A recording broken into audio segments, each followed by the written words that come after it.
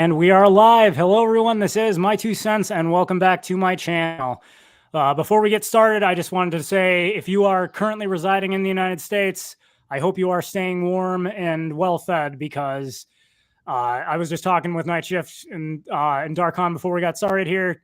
Well, I guess Darkon joined a little bit later, but I, for one, where I live in the Deep South, we never, ever get snow. And for some reason this year, over the past week, it has been a terrible snowstorm, temperatures dropping below zero, all stuff that the roads and system is not designed for. So I have been suffering quite a bit under the multiple issues that stem from that.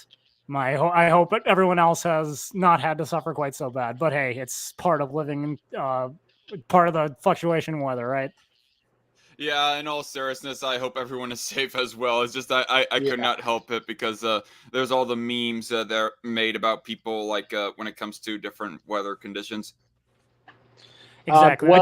You can. I mean, you can only imagine like if you guys are going through that in the Deep South. I live in the Pacific Northwest, and the horrors that we've been experiencing here over the last few weeks have just been god awful.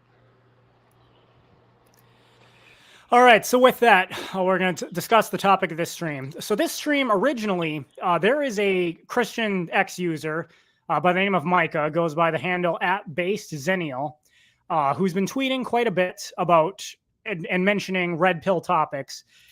Specifically, she has her main contention is this: she is 25 years old, she is single and does not want to be, and she attributes her singleness to at least two different things. The pseudo-spiritual argument that many Christian feminists make that it hasn't happened yet because of quote-unquote God's timing, whatever that means. It's not God's plan for her to be married yet. But she holds fast to the faith that eventually the person God has for her will be revealed in due time. And then secondly, that in today's day and age, there is just such a deficit of good Christian men that share her values, and as a result, which aren't too high in her opinion. And so as a result, the two causes to her being single, at least in her opinion, seem to be one, some measure of God's divine plan, and two, the fact that there are so few men that are really on her level when it comes to Christianity, values, and to a lesser extent, attractiveness. Now, I specifically have responded to some of her tweets, and on one of my more recent responses at the beginning of this month, as you can see here, I actually said, would you like to come on one of my live streams and debate this? To which she almost immediately responded, as you can see there, sure. Now, I tried to send her a DM, but because she has the blue check mark and I don't, I am not able to send her direct messages. So I immediately followed up with a response that you can see there where I said, I can't DM you, but please go ahead and DM me. Or if you prefer, there's my email address. Just send me an email and we will work out a date and time that works for you. After that, I received total radio silence. The following day, I responded with this second tweet. By the way, I got something to say once you come to a pausing point. Okay, and I said, still haven't heard from you. Are you interested in debating? Radio silence. So that is everything that's happened. I will just say, Micah, I know I tweeted earlier today that we were going to be having this discussion. I am still absolutely welcome to have you on my show. I can assure you we will discuss, if you want to come on, we will discuss this in a respectful manner, just try and get to the bottom of things. If you'd like to reference a debate I did with someone named Jenna Harmon, more than a year ago now, I think I've proven I can be respectful and have a meaningful discussion. But the bottom line is, if you're not going to come on and defend yourself, I do still intend to discuss this topic. So joining with me are my regular co-host, Night Shift 10,000, and Darkon. And Darkon, you just said when we get to a pausing point, you have something to say. So let's get started there. Yeah, and I just want to say in further introduction, I will be the token incel of this live stream. No, but in all jokes aside, I never had a sexual relationship or anything like that. I am still single, unlike these other two Chads here. But what I wanted to say, though, is a whole point of there being like a deficit of men or just anyone of the opposite sex in general, for in her case being men, of men that share her values. And in my case, I just want to say, I don't think that there is like ever I don't think I've ever thought that there's like necessarily a deficit of women with similar values to mine. So it's definitely hyperbole. I mean, the way that I would frame it for myself personally is that there might be not necessarily a deficit, but a shortage of like women who I would like find truly actually attractive, plus would also share my values. And maybe if she was to actually word it like that instead of just plainly deficit of men that share my values, then it would like make more sense and be more defensible for what she's trying to say there. Yeah, and I would also say something like, I don't know, maybe she needs to lower her standards a little bit. Maybe she needs to look elsewhere to find another guy, because I mean, you can say that it's a deficit of men. You can say that it's a deficit of men that aren't attracted to me, that don't share my values. But at one point, you've got to look at yourself in the mirror and say, God, is it my fault? Am I doing something? And honestly, for some reason, I'm just really picking up that this girl needs to do some introspection on herself. But that might just be me. Yeah, and Absolutely. on that point, I kind of wanted to say, I look at myself in the mirror. Well, not necessarily in the mirror. I mean, I don't think that I am like a flat out ugly guy, but there are some personality issues I will admit with me, especially with the way that I like conduct myself in my personal life, more particularly. I mean, it's not, but that might get to raising some eyebrows, but definitely more along the lines of like insecurities and like ill confidence kind of issues with me. And so that makes me think that maybe I'm just not ready yet. I mean, it's not necessarily a lowering. I don't really want to like lower my standards for like reasons similar to this lady, as we'll like get into later. But I would just like put myself on a pause as far as the dating game goes. But I guess kind of what I wanted to also ask Night Shift is, what do you mean by like lower standards, and how would one go about that? I don't know, looking for someone that might not be your ideal match, but that's not like horribly ugly, but that might not be, maybe punching Sure. down, maybe not your ideal match, but someone that you can tolerate or someone you can live with. I mean, if you're really that desperate to find someone, which it does sound like this woman is, maybe, don't find someone that's completely repulsive, but maybe step out of your comfort zone, step out of the whole comfort zone thing, and maybe look and see. I mean, who knows? They might become more attractive to you over time as you get to know them. Yeah, that's another part of the whole dating game, and it's something that I've been wondering for a while now myself, and a question I want to ask other people in my personal life who are either married or at least dating. And the thing that I wanted to say, yeah, like in my case, if I was to like expect perfection, I mean, it almost seems like that you're presuming that she's expecting perfection, and maybe she is. I don't know, or near perfection, almost perfection. But if I was to like be shooting for perfection, sorry to get a little bit blunt here, people, but I would want like a black girl who is like maybe 1 or 2 inches taller than me, with radical hourglass figures, with also a beautiful face at the same time, and also a person matching or relatively matching personality and beliefs as well. But I know that that's not going to happen for me. So I like at least like a nice shapely rear end or behind. And plus a pretty face, because a beautiful body is nothing without a pretty face. That's my belief anyways. And plus more importantly, I want them to share similar values to me. In her case, if she could like at least get one or a few of her own physical prerequisites off of her list of like physical preferences of men, maybe she'd have better luck. Like in my case of where I'm trying to like not prioritize, like, Lord, I'm not prioritizing at all looking for a woman that is a little bit taller than me. I mean, even though that I find like taller women to be kind of hot, quite frankly, make of that of what you will. I nowhere near expect that to be the case if I was to like ever date or get married, because I'm already like 5'11", 6 foot as it is, like somewhere hovering in there. I'm already like above male average heights, and so it's highly unlikely that I get somebody, a woman who is like well above American female average height. All right. No, Well, I on don't that blame. note, Yeah, Yeah, on that note, I think the point, I'd like to introduce this by saying, just kind of summing up my position on the subject of dating and relationships. The fact is, every person is an individual. Every person has free will, which means if you want a relationship, you are free to have whatever standard, no matter who you are free to have whatever standards you want, and no one can tell you otherwise. If you are a man and you say, look, I am not going to date a woman unless she is exactly this height, unless she has exactly this body type and eye color and hair color and face and all those things you just went through, TradCon, but, tailored to the specific man, as well as shares these religious beliefs and these values and that, you have the right to say that those are your standards and no one can tell you otherwise. But the flip side of that is, just as you are fully entitled to whatever standards you're going to have, the people you want to date also are entitled to have what standards they are going to have. And if the two don't match, then you are going to stay single forever. And unfortunately, I'm entitled to my standards, but I'm not entitled to a woman who meets those standards to a T. The cold, hard reality is some men in general are more attractive to women at large, and some women in general are more attractive to men at large. This isn't fair, but you know what else isn't fair? Life. That's just the way it is. You've got to either come to terms with this fact or prepare to be unhappy for the rest of your life. Now, that really sums up the issue.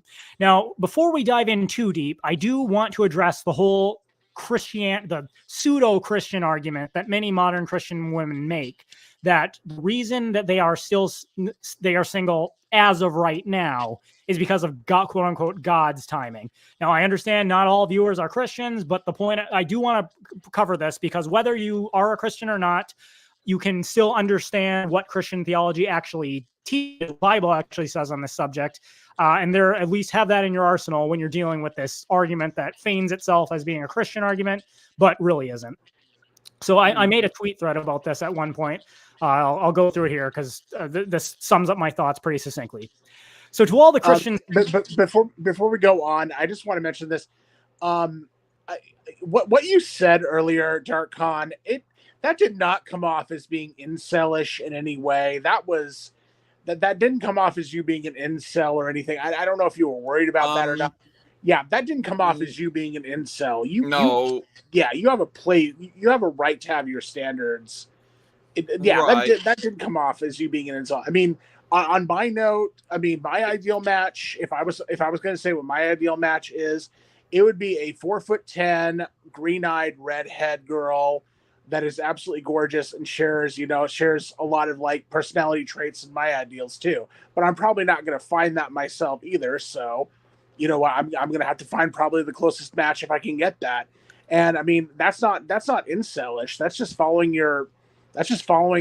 what standards you want to follow. So to be super clear, I'm not saying that I am trademark incel. I was talking about I'm a bit of a combination between a volcel and an incel. Like I'm a volcel in that I want to remain celibate until marriage, but I'm also like kind of incelish by the strictest most traditional definition of it, not in the internet ideology sense of it, the sense of the word, but in the matter that I don't hardly get any play with girls, honestly. It could be like an issue that I'm not going out enough. I'm not seeing the right circles of people in general to like meet this older man's 20-some-year-old daughter or something like that, or not friend groups, yada yada yada. So yeah.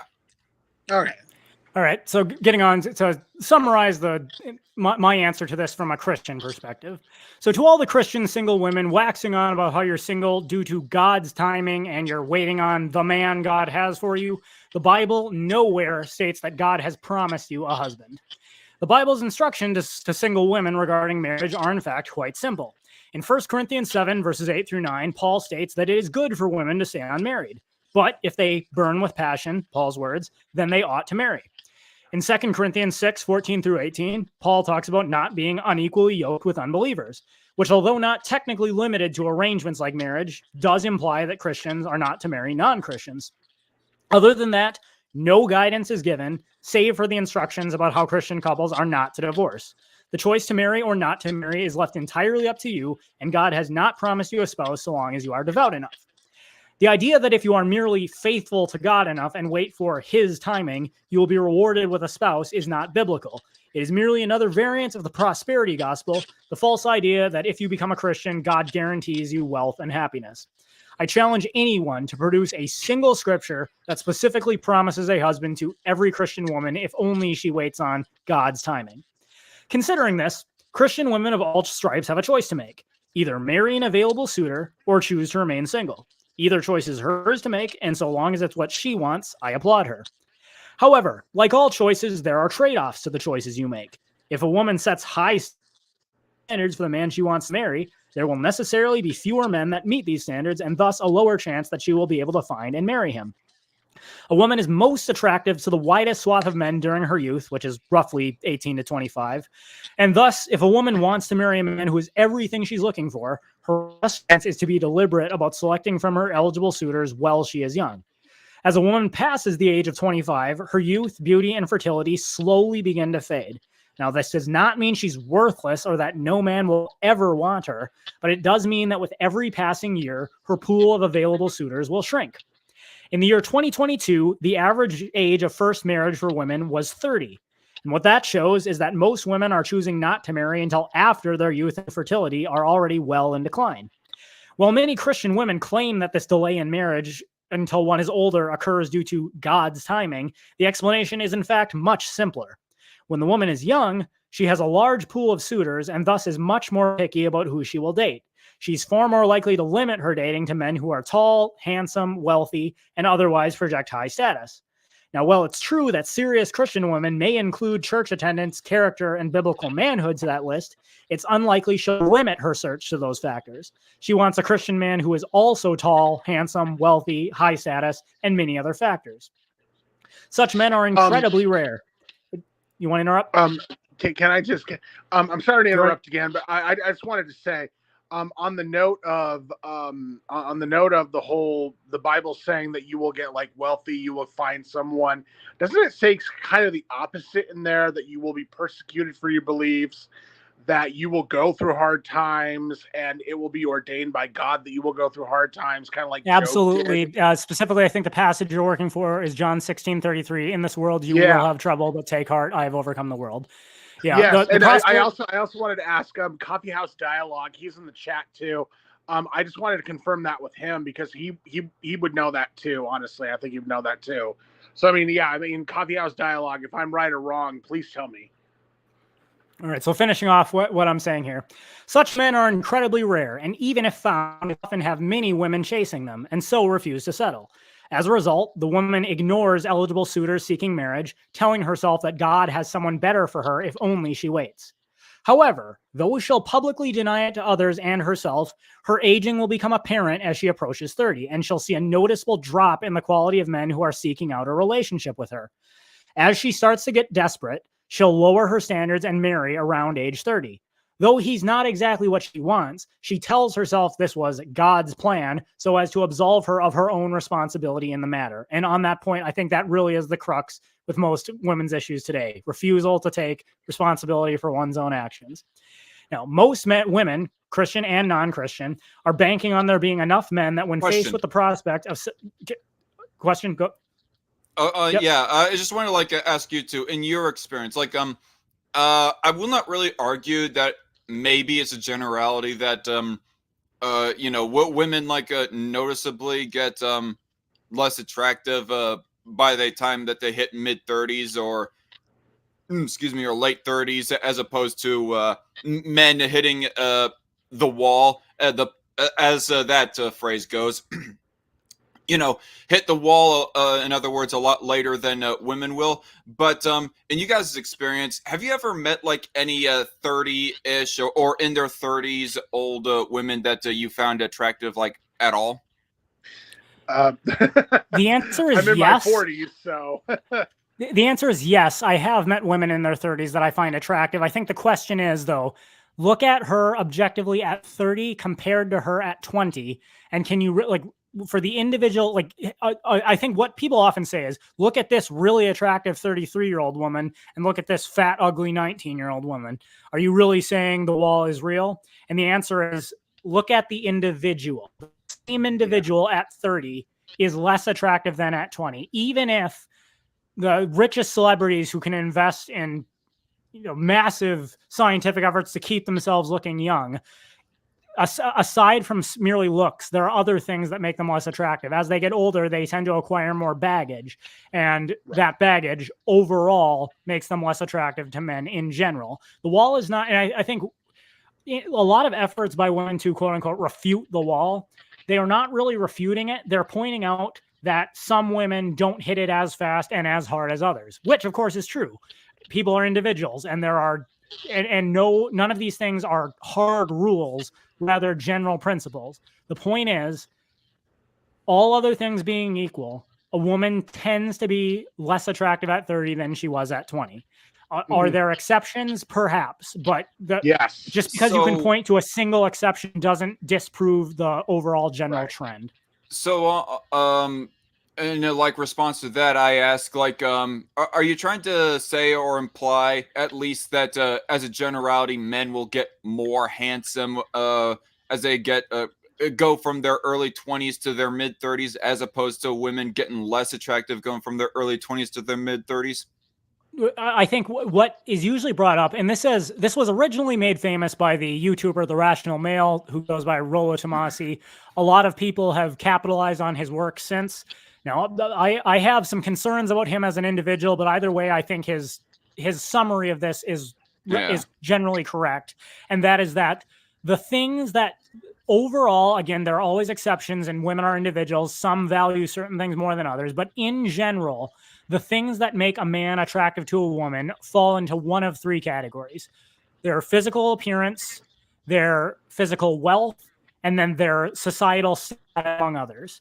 Right. Now, a man's physical, provided a man if a man starts working out in his mid-teens and maintains a regular gym regimen as they get older and continue improving, as a man moves from a man in his early 20s may be rather thin, but after years of working out, he may look much more physically in shape and handsome for a man of the age 30. And when you look at how women react to men like George Clooney, Mark Harmon, etc., we can see that the physical features that make men attractive to women, although men do age, the physical features that make men attractive to women are much more sustainable over time than the physical features that make women attractive to men.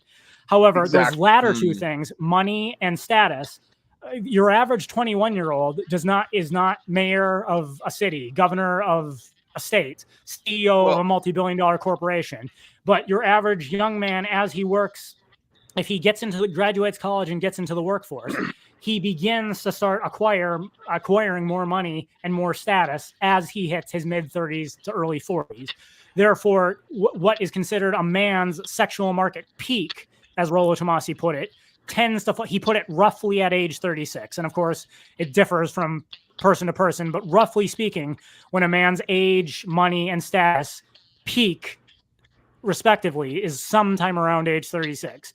A woman's fertility, beauty, and youth, which are the three things men are most interested in, tend to peak somewhere around age 23. Those numbers aren't gospel, but that's just in general. And it's something that I kind of a couple of things I wanted to add to sort of back up your points there. I mean, me personally, I will certainly testify that I mean, this is me speaking about me. I don't mean to give myself too much of a big head, but I think I will say that I'm a bit more handsome now than I was in my early 20s. I mean, I definitely put on more muscle mass nowadays as opposed to late teens, early 20s. So there's definitely that going for me.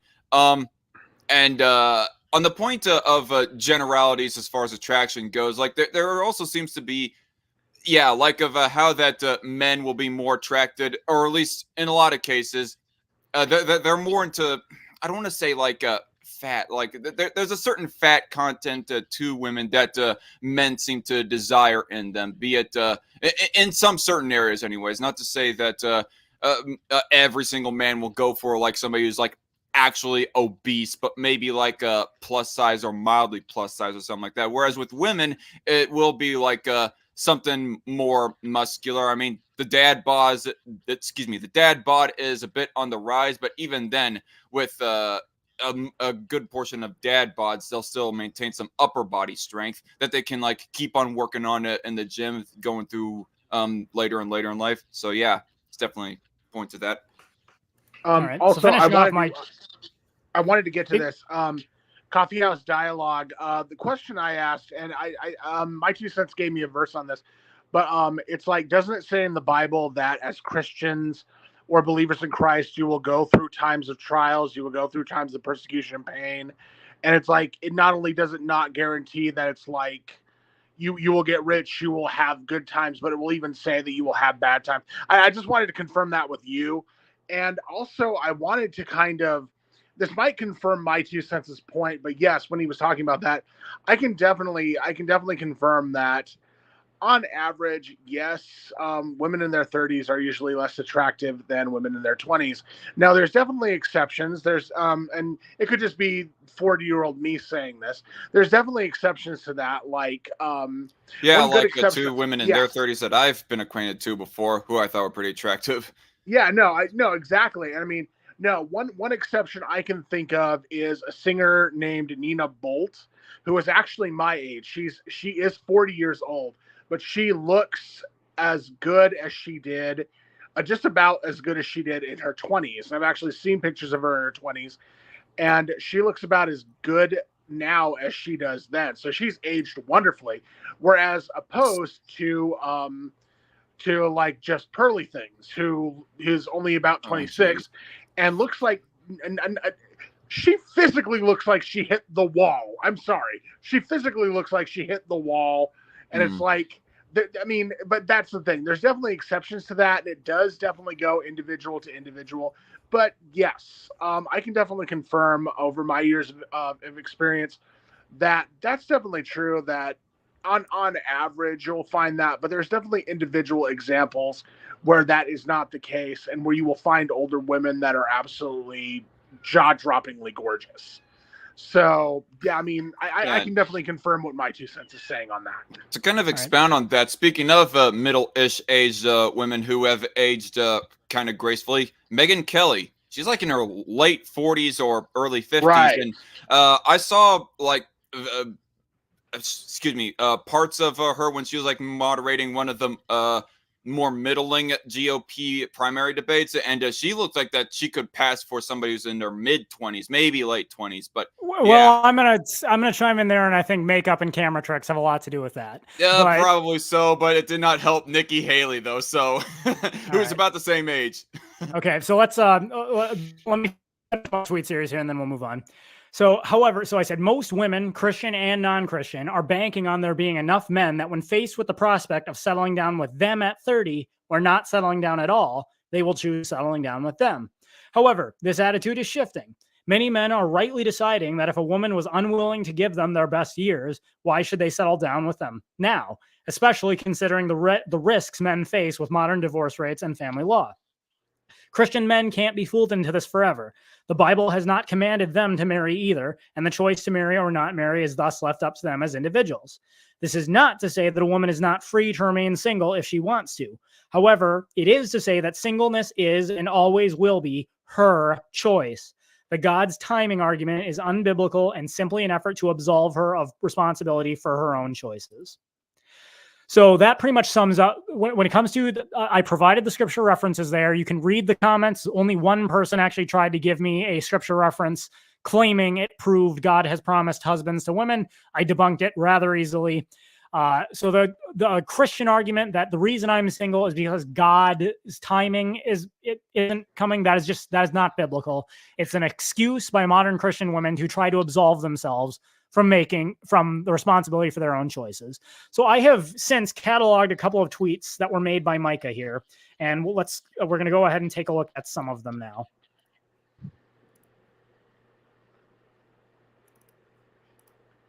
All right, so this is a tweet she made responding to people telling her that her standards are too high. Please bear in mind, Micah is 25 years old, according to what she says. She is single but wants to be married. And she answers, my standards aren't too high. They're, in fact, quite simple. I want a man who loves the Lord and has spiritual fruit, has aligning values with me, is masculine. Now, this last one is attractive to me, which she doesn't, and then does not watch porn.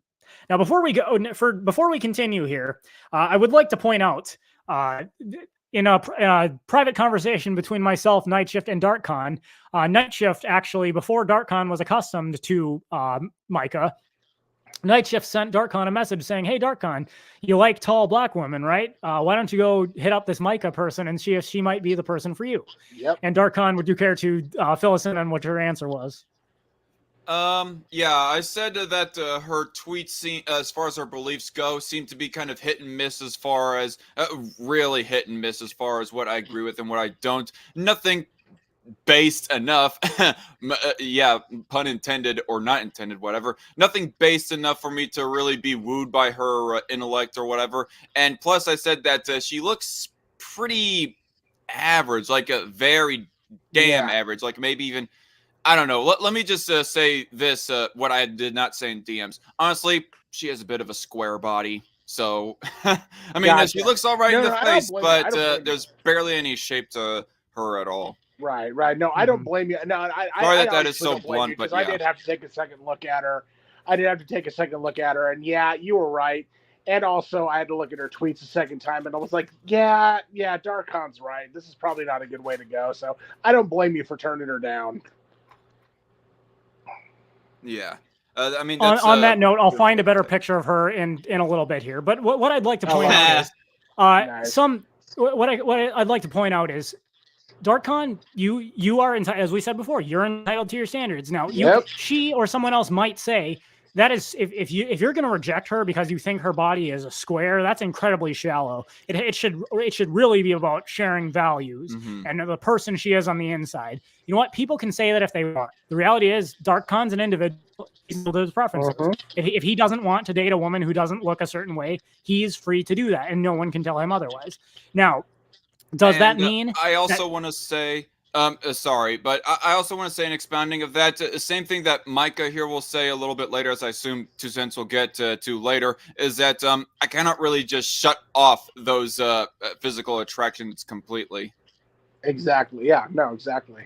Exactly. But the point is here, if TradCon, if there are women that are willing to date TradCon and he's not interested in them, then I think TradCon would be fully willing to say, yes, I could be in a relationship, but I don't want to be. I'm choosing to remain single because, having considered all my options, I have objectively decided that it is better for me to remain single than to get in a relationship.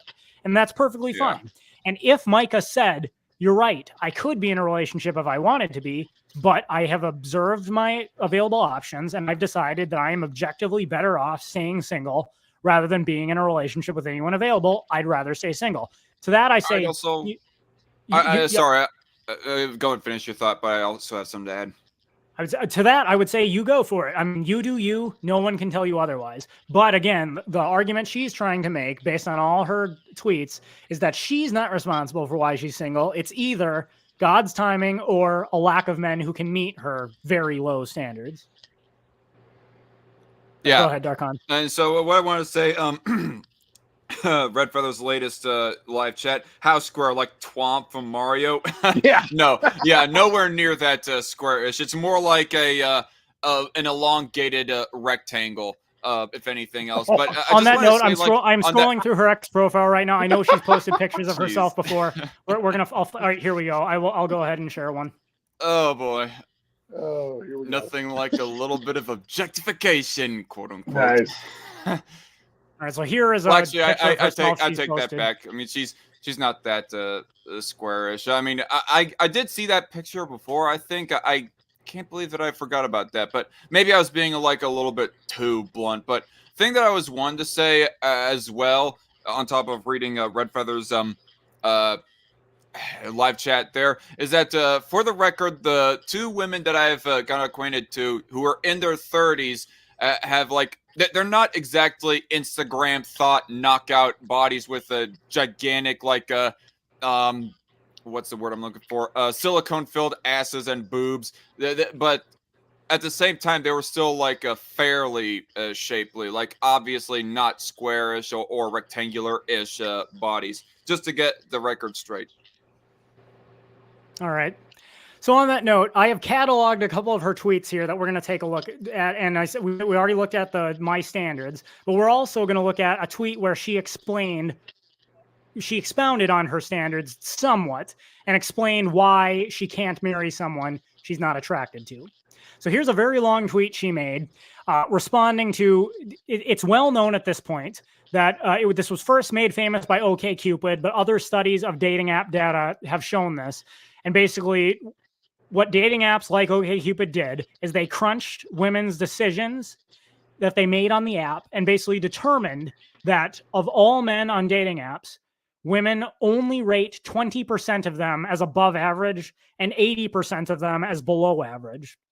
So in other words, women said they would only really give a chance to 20% of the men that were on dating apps, the top 20%, however they defined it.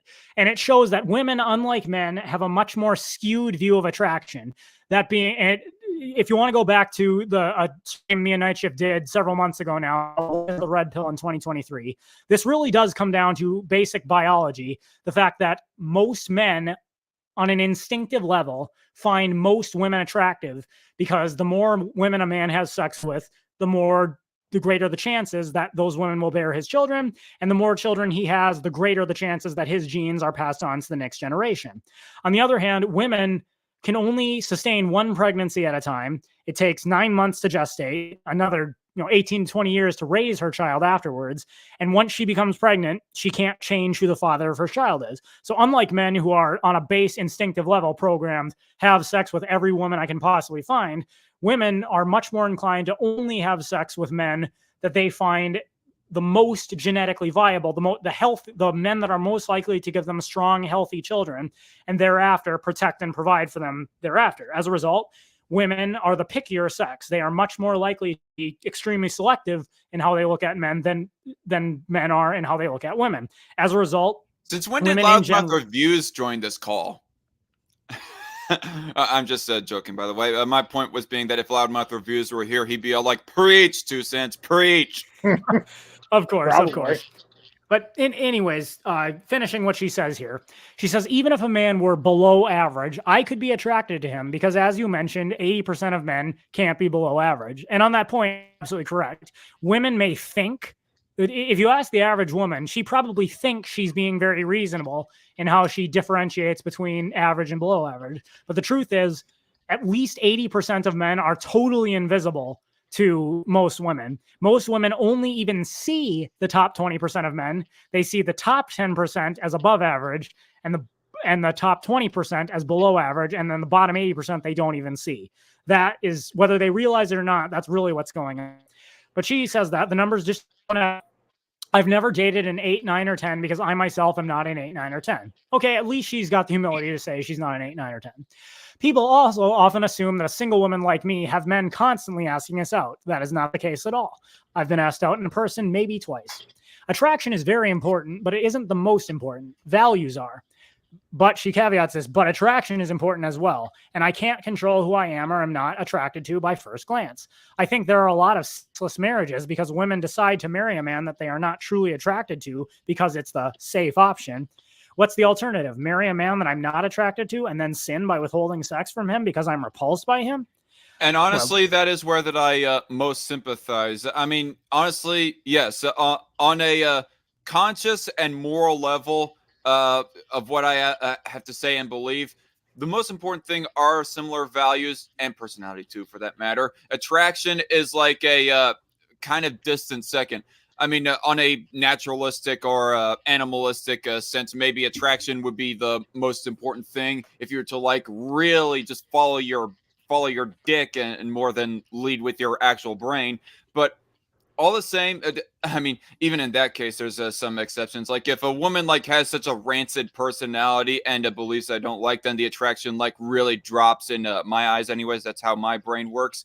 But at the same time, yeah, I cannot really turn that off. And I agree with her that I cannot really like degrade my I cannot really marry below my standards too much. I feel like I'm in the same boat, honestly. It just feels a little bit like a trap, to be quite honest. Like I cannot like marry too below my standards, or else I'll like I don't know, on some instinctual level, I don't know. I'm kind of scared that maybe there's the possibility that I would like get aroused at another woman who is not my wife, more than my wife, even for that matter. Yeah. Indeed. Yeah, but the point is here, she's about to tell on herself. So let's continue. I Gotcha. almost got into a situation, a great guy. He was super nice and everything looked good on paper, but I was not attracted to him and I felt a little bit weirded out and repulsed by him. If I chose to continue seeing him and it resulted in marriage, I knew that I would withhold sex from him. So I ended it. I could be married by now to him, but I didn't have any sexual attraction to him. That wouldn't have ended well at all. Attraction also has a lot to do with compatible immune systems. If a woman isn't attracted to a man, it could be indicative of that as well. The bottom line is I'm not looking for an 8, 9, or a 10. I've been on dates with 5s and I've been the one to be broken up with in every dating situation I've been in, like 4, except for 1. Also, attraction is so much more than looks. How will I know if I'm attracted or not actually attracted to the man if I don't interact with him? But now here, I think this is extremely telling because she's, by her own admission, she has in fact met men who shared her values and were Christians and had everything else she was looking for. The one thing that was lacking is that she wasn't attracted to him. Now, incidentally, she has other tweets on her timeline, and I didn't save them all because the stream would get way too long. Right. But she has admitted that in the past, guys have broken up with her because she wasn't willing to have premarital sex. Well, that tells me unequivocally the reason she chose to start dating those guys must have been because she was physically attracted to them, not because she shared their values. If she'd known beforehand that she shared their values, that conversation never would have even come up. So you be the judge here. She says that the most important thing to her is, that he's a Christian, that he shares her values, that he doesn't watch porn. But when it comes down to it, the one time she found a guy who has all those things, what was it that she chose to break up with him? I do have one thing or a few things even to add about the third paragraph. I almost got into a situation with a great guy. So he was like she, sorry for the misgendering, but it sounds like that she was already dating this guy that was kind of below her standards, but then later on she was finding out more and more that she wasn't so aroused with him and so therefore broke up with him. Like, it almost makes me wonder, like, I don't want to theorize too much and I don't want to smear her reputation, but we all know, or at least I think we all know that with viewing of porn at all, it can raise up your standards a little bit too much. It can make you numb to the quote unquote lower standard of looks and be more and more exclusively attracted to the higher standards of physical looks. So it almost makes me wonder, was she secretly watching I don't know, maybe not even a hardcore explicit porn, or what was she doing to degenerate or weaken her own attraction to men of lower standards? Well, on that note, I want to quickly say women tend to rag a lot on men for looking at porn. They talk about how horrible it is, and you're not going to find a single girl out there who wants a man who looks at porn. But then women will turn around and spend hours reading romance novels, be they Harlequin, 50 Shades of Grey, reality TV series. Make no mistake, all that stuff is porn for women. It may not be the physical porn that they claim to be so repulsed by, but if a woman wants to read, go to the average book, you can go to your average bookstore, you can get $1.50, it won't cost you much, or heck, go online and download a free Harlequin Blaze romance novel. There are a ton of them for free. Read it. The whole thing reads like the script for a porn movie. Make no mistake, it is porn. Romance novels and reality TV are porn for women, and they are just as big, if not worse, consumers of it than men. Oh, yeah. I also want to add as well, if I was in her shoes of where that I was finding myself somehow less and less attracted to a man, but at the same time I still was able to fully acknowledge that they are of similar enough values to me to where that in theory I could get married to them and have a full on long running compatible relationship. I would do something about that. I would like go seek a counselor or a therapist at least before I like actually did the harsh thing of breaking up. I mean, who knows? I mean, this might seem kind of crass and blunt, but who knows? Maybe I would even like bring forth a suggestion that the girl that I'm dating did something to like improve their physical looks. I'm not talking about surgeries or anything else like that. I mean, girls can like go do squats or something to improve like the shape of their butts and all that stuff. So that is like an option. And I know that it's like overly blunt, but still, in my opinion, that is still more preferable than just jumping to the conclusion of, oh, I need to definitely break up with this girl who I've been like in a relationship with for a while, but now I'm finding myself less and less physically attracted to her, yada, yada, yada. I mean, there are other options. I know it's untraditional thinking, but that's my thinking anyways. Okay, I got a couple more tweets I want to get through here. Next, she tweets this. Just a suggestion to TradCon. If you do go that route with a woman in the future, convince her to get a shake weight. They work for more reasons than one. Okay, I can't resist but to bring up, if you're watching here, if you haven't watched the South Park that makes fun of shake weights, you need to go do that right after this. I don't even know what shake weight is. You'll have to like DM me about it or something. Okay, we're not going to get too derailed because we'll be laughing about that for the next hour if we do. Yes. But okay, so the next tweet of Micah's I would like to draw your attention to. She says, there is no one for the single woman to date. All of the good guys are married. Now, this was telling. Yeah, and I think she doesn't realize she's yet again telling on herself. She says the men that by and large she finds attractive, the ones that are Christians, share her values, don't look at porn, and are physically and are attractive to her in an all-encompassing sense. I mean, she wants to say it's more than physical attraction, but let's face it, when it comes to sexual, purely carnal sexual attraction, that almost always has strictly to do with looks, and to a lesser extent, it is scientifically proven that it has to do with money, at least in women's case. But she says the men that she meet all her standards are already married. Poor me, poor me.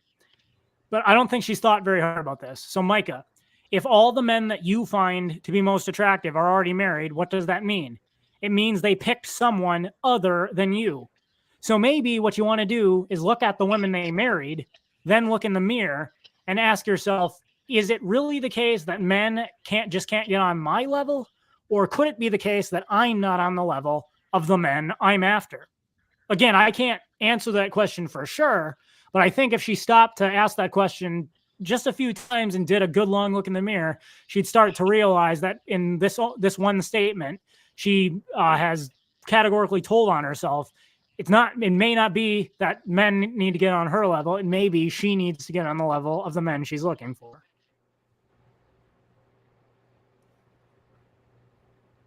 TradCon, I see you feel compelled to show us your face.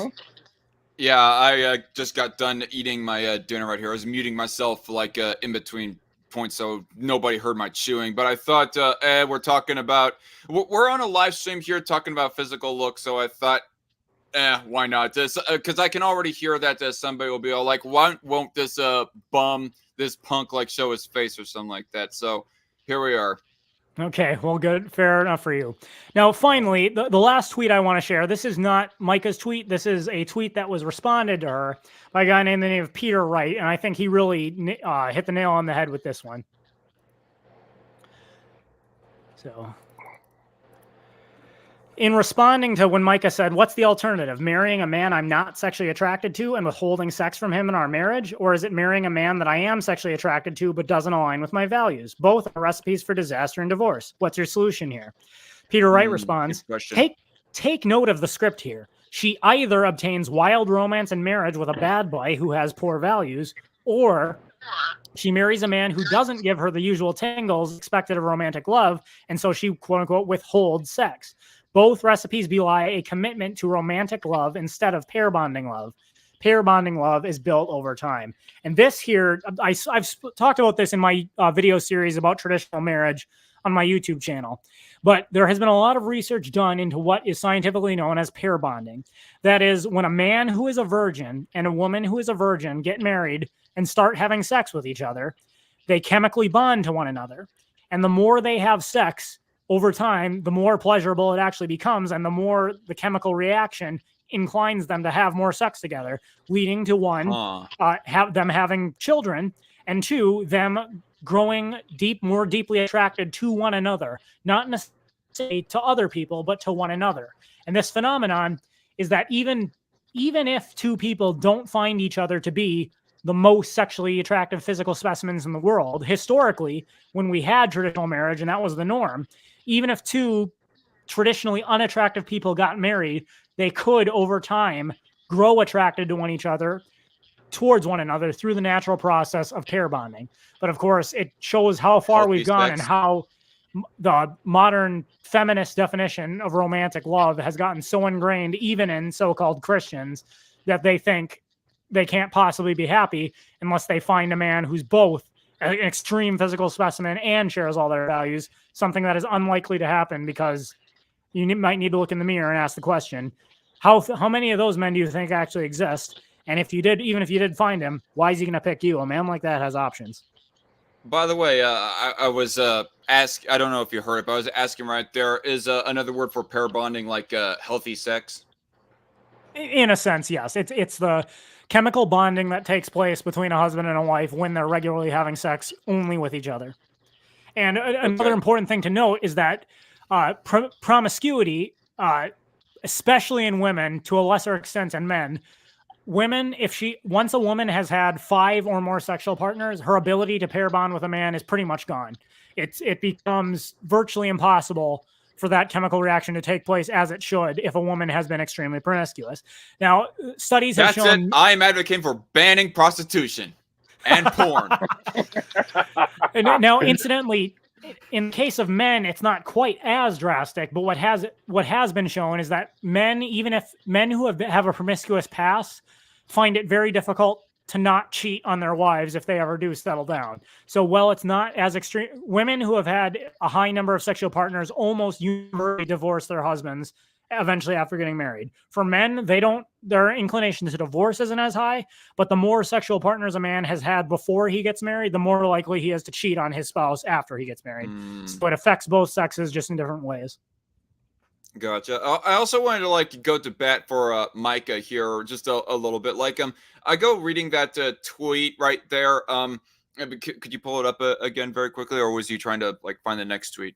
Okay, no, that was just that was the last one. I was just for the sake of clearing the screen.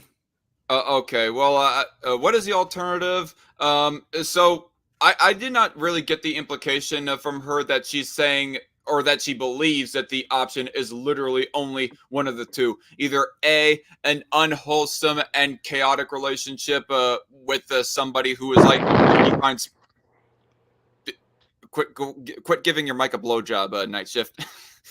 But anyway, either A, she gets into a chaotic and unhealthy relationship with a dude who she finds sexy, or B, she gets in a relationship with a man who she has the same values, similar enough values to, but at the same time is kind of ugly in her opinion. I don't think that she was trying to say that that's literally the binary that she wants to be in, or that she is advocating for necessarily, or at least that's how my reading is of it. And I thought that Peter Wright's take on this, it almost seemed like that he was implying that's what he got from her or something. It just seemed slightly uncharitable to me. Well, I mean, I think, again, the overall message is, Micah, the reason you are single is because you are choosing to stay single. You have two choices: marry an available suitor or choose to remain single. By your own admission, you do have available suitors. What you're saying is they don't meet your standards. That's not their fault. Men who do meet your standards are not obligated to pick you. So it's not God's timing. It's you are choosing to remain single. And if you have truly objectively evaluated your situation and decided that it is better for you to remain single than to marry a man who doesn't meet all your categories, physical attraction included, great, good for you. But you are also 25 years old. That means you're at best at the peak of your physical attraction. As the years go by, the pool of men that are going to want to date you is going to get smaller, not larger. And as happens to many women, as they're reaching 30, getting 31, 32 years old, they start to get desperate and they marry someone who's even less attractive than they could have had if they had just settled down when the ball was in their court and are forced to live with the consequences of that. The consequence in today's day and age frequently being that they choose to divorce that man and create an even worse situation for both of them. But the choice is yours. You're 25. If you choose to remain single, great. Just understand your options are going to get worse over time, not better. Correct. Whereas me personally, I got plenty of time per according to my 2 cents and all that. Well, the point is, as you get older, TradCon, if you continue to commit yourself to, healthy living, staying in shape,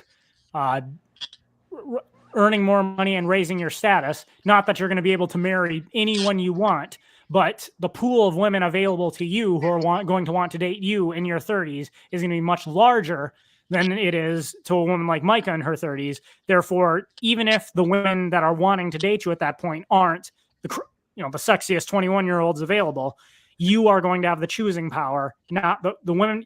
It is going to be you choosing among among the women that are pursuing you, not women that are picking from their available suitors. When women are young, between 18 and 25 years old, a woman picks from who she considers the greatest of her available suitors. She is the selector, not the man. On the other hand, people who get married later in life, in their 30s and 40s, it's the man who's picking from his available suitors, not the other way around. Yeah, in the meantime, until like mid-30s or whenever, I'm still like working on myself, both personality-wise and lifestyle/money-wise. Well, good for you. Well, as we're getting to the end of the show here, I want to go ahead and interact with the comments. So quickly, for all those of you watching right now, if you posted a question or a comment earlier that you'd like us to address, I'll start scrolling backwards, but it would be a lot easier if you just post it again right about now, and we will go ahead and interact with that.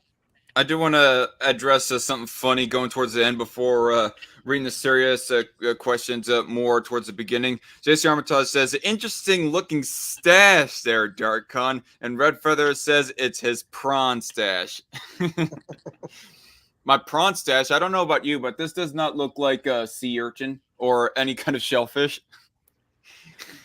All right. Well, on that note, does anyone here watch Parks and Recreation with Amy Poehler? Can't say I have. No, Okay, I've never seen it.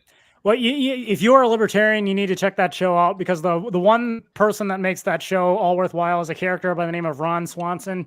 He has a mustache, but he is also a hardcore libertarian.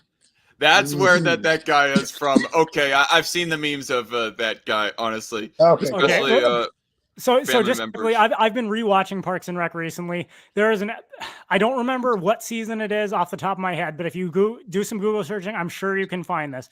This has got to be the funniest libertarian TV show that's ever been made. So Ron Swanson works for the Parks Department, which you can call him a head because he's a libertarian, but basically his goal is to do as little work as he possibly can, and at every possible place cut the city's budget. And so he basically just sits in his office every day doing as little work as he possibly can, and whenever he's given the opportunity to cut the budget, he can.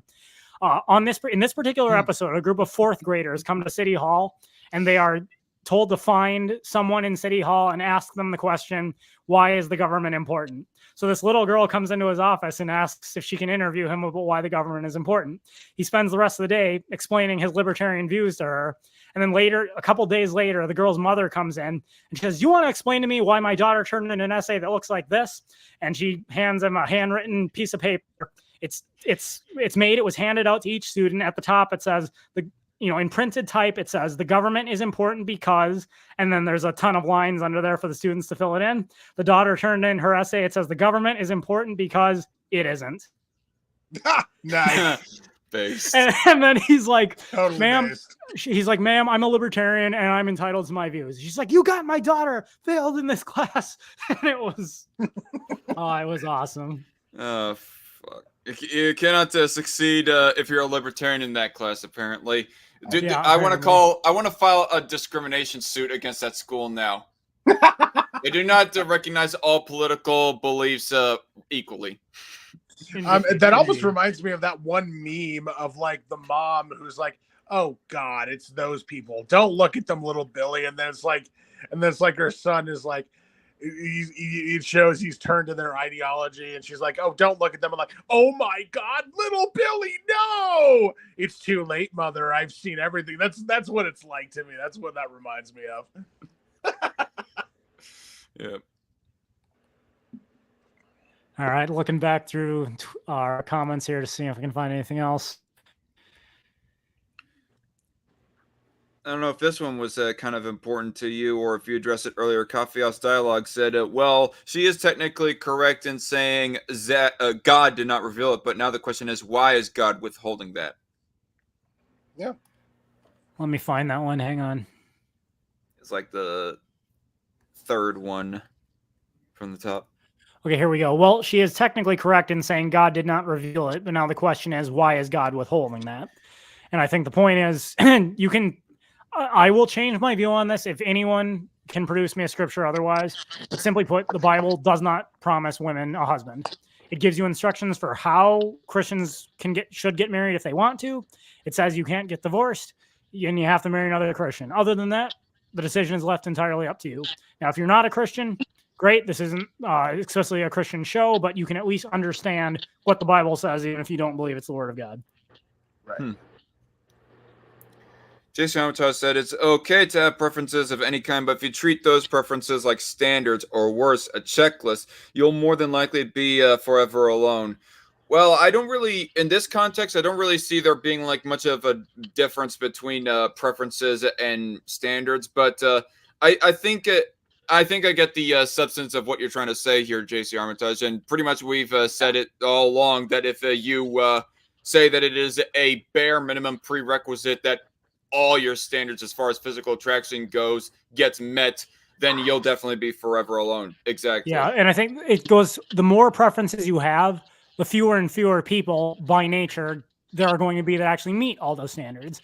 And then the question becomes, when you, after years of searching, if you finally find the person that meets all those standards, why are they going to pick you? And if a lot of those standards are things that a lot of people tend to like, then such a person is going to have options. Why are they going to pick you?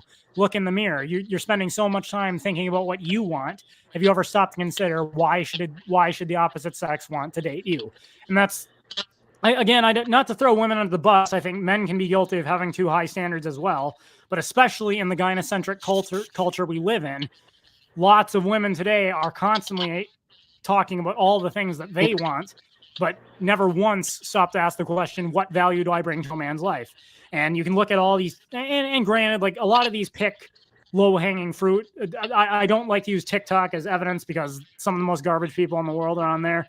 But like on the Whatever podcast and some of these other shows that bring these famous TikTok stars and Instagram stars in, they ask them the question, what do you bring to the table? And their person's answer is like, the girl's like this. She just takes a pose in front of the camera. She basically thinks because she's physically attractive, she should be entitled to all these things in a man. The truth is, physically attractive women are a dime a dozen. You have to remember, most men find most women sexually attractive because from an evolutionary biological standpoint, men are programmed to have sex with as many women as you possibly can, thereby bringing about the greatest possible chance that you will have more children and your genes are passed on to the next generation. The fact, if you as a woman, the fact that a man wants to have sex with you says absolutely nothing about whether or not he sees you as a viable marriage partner.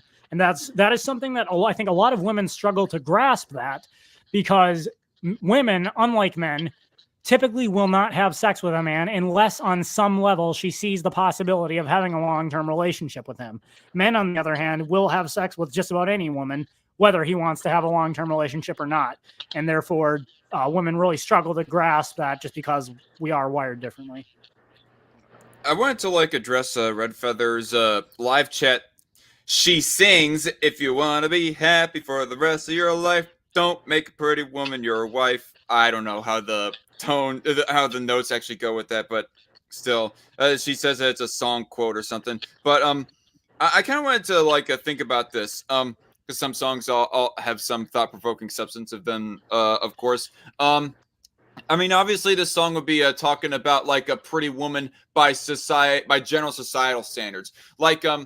If I may put forward an example, I don't think that I am so entrapped by the thing that the song is like singing about, or at least the one line that she quoted anyways, because by general society standards, what is like considered pretty as far as women goes? It's like fairly like evenly spaced eyes, or however you want to like put it, and like clean, non-braced up teeth, and preferably, or sometimes anyways, without any glasses. Although I guess more and more men nowadays are finding glasses attractive on women. But regardless, in my case, I mean, people like make fun of the whole fetal alcohol syndrome, but I don't know. I find those kind of like a little slightly above average, like spread out eyes, just slightly appealing to me. I mean, say of that of what you will. And incidentally, plus, does this make you a Brittany Venti fan? I don't know. I haven't even like seen her face, so I can't say. Okay, I although, say that people, because there was recently a Twitter fight between Rachel Wilson and Brittany Venti in which this subject came up a lot. Brittany Venti looks very much like she has fetal alcohol syndrome. You can Google her later. Although she looks like a hammerhead shark. Although I will say that apparently Ranting Monkey and Jack have pointed out in one of their live streams, responding to Candace Owens, said that Candace Owens has fairly spread apart eyes. And I'm just thinking, I never really noticed it until like when they actually mentioned it. I looked and I guess she did. And there was once a time when I was actually attracted to her. So yeah, I guess so. And a third thing that I wanted to add was also braces. I mean, depending on I mean, it kind of depends on how well that the braces complements them. But braces on a girl, definitely not a deal breaker for me. And even in some cases, they could be a little bit of an attraction adder of some sorts. I don't know. Oh, yeah. If you get what I mean. I know what you're talking about.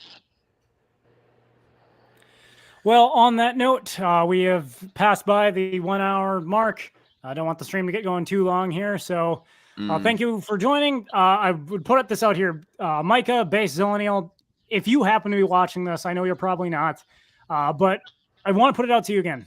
I would absolutely love to have you come on the show so we can debate this in person.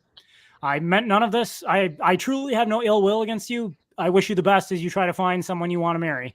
But I do think if you want to, the point stands, you are choosing to be single now, and that is a choice you're going to have to own if you ever want to find someone that you're going to be able to marry and succeed in that marriage.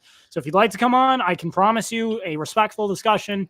We can debate this further, but of course, if you want to ignore me, you're free to do so. I'm curious why you responded within several minutes of me posting that tweet saying that you wanted to and then ignored me. So go ahead. I also wanted to like add something like to Brittany Venti, or Brittany Venti, to Micah, the Base Zillennial. Excuse me, sorry for the insult there. If you take it as that was totally unintentional. I might have been like a little bit too blunt in some cases with this live stream, but it was more regarding the subject matter of the live stream. I mean, I don't mean anything that personal. And although yes, I did go a little bit too far and was wrong by saying of how squarish I thought I remember that your body looked. So, but more importantly than that stuff, do not hold my 2 cents like responsible for anything that I say. I mean, more of the times than not, I am like more blunt than my 2 cents. So do not let his associations to me dwindle your consideration to have a discussion with him. So yeah. All right. Well, thank you very much, TradCon, Night Shift, for being on the show. We will reconvene next time we got something to discuss here. So to everyone else watching, please stay warm. I hope this snowstorm passes soon. And as always, that is my 2 cents. You can take it for what it's worth. See y'all later.